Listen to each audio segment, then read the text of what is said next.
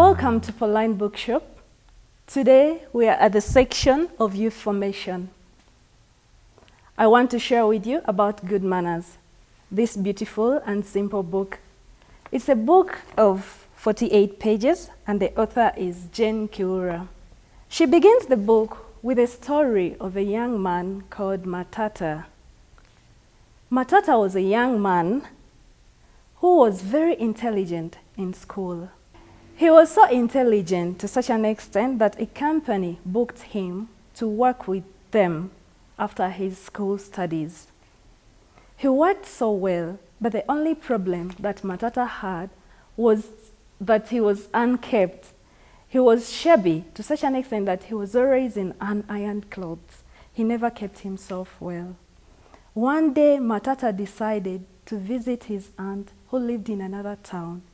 As he was approaching his aunt's place, his aunt immediately spotted him through the window, and she looked for a bolt to lock herself in the house because she thought of him to be a thief or a madman. When he reached, he knocked the door, and his aunt refused to open the door, simply because she didn't know or she did not figure out who he was. He screamed and he said, "Aunt, please open the door. It's me, your nephew, Matata." But she could not believe that it was him. So when his aunt opened the door, she asked him why he did not keep himself well, why he was not neat, why he did not iron even his clothes. Matata said, "I'm sorry, Aunt, to scare you like this, but I am your nephew, Matata." She welcomed him in. Then why is the author telling us this story? It is because generally people judge us by the way we present ourselves to them. And that's all about good manners.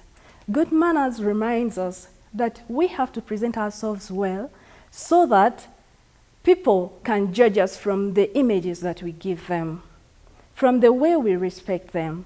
It's only through respecting ourselves that we command respect from other people. In this book, the author continues to explain to us when we are supposed to practice good manners. In our families, how do we live? How do we live with our parents? Because in the family is where we learn the basics of good manners. It's in the family where we begin building a self-positive image. And when we build a self-positive image, we are able to live well when we leave our families. For instance, in school, in church, and at our places of work. We are in a period where the whole world is struck by the pandemic of coronavirus, and all the authorities across the world are calling upon us to wash our hands and to sanitize. This is all about maintaining a good personal hygiene. How do we do this?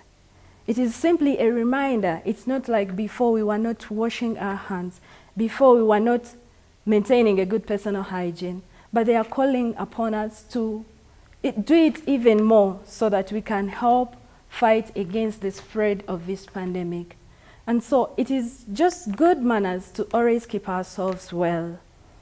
We go out to other people. We meet other people. How do we share with them? It is good manners to respect them. We are called upon from this book to plan well for our leisure time, to have time for studying, to have time for playing, to have time for watching, not to dwell only on one thing, to simply plan for our time of leisure, for our free time, so that we respect the parents too, whom we are living with at the moment. The author of this book ends with a note saying, "My dear reader, why don't you start modeling the gentleman or lady in you now? The future generation depends on the foundation that you make." So I wish you well as you make a journey of building on your good manners today and tomorrow and in the future. Thank you.